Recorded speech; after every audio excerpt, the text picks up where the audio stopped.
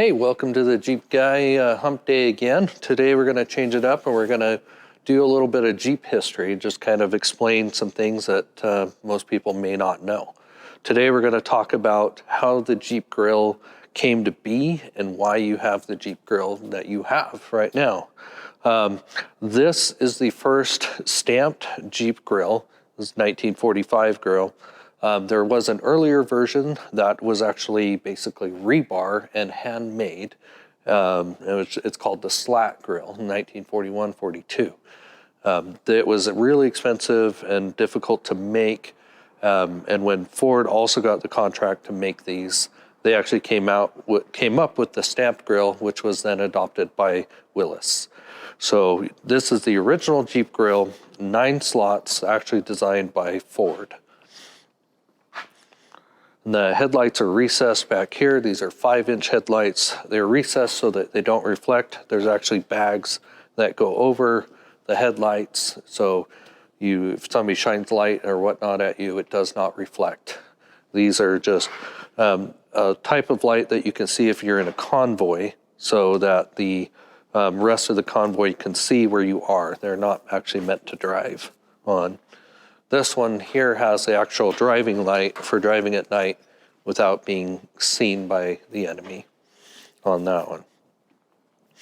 So after the original 9-slot grill, they came to the 7-slot grill. And there's a lot of things out there about why the 7-slot grill is the way it is.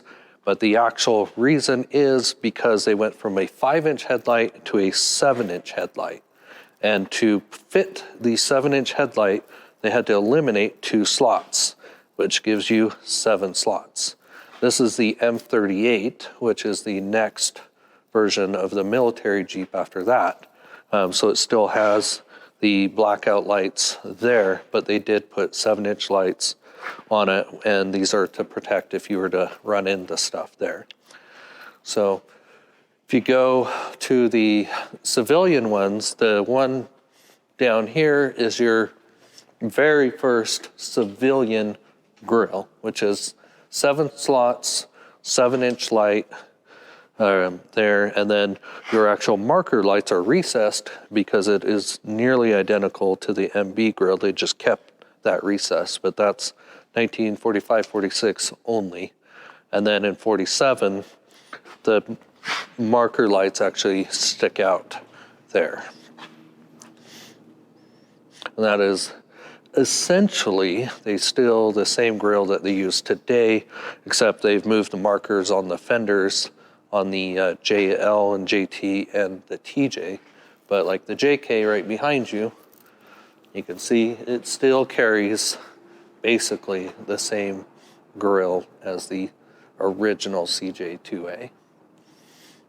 But also, if you walk down the line here, you can see the marker lights. These Jeeps are aged in progression, but you can see the marker lights start to get bigger as they go.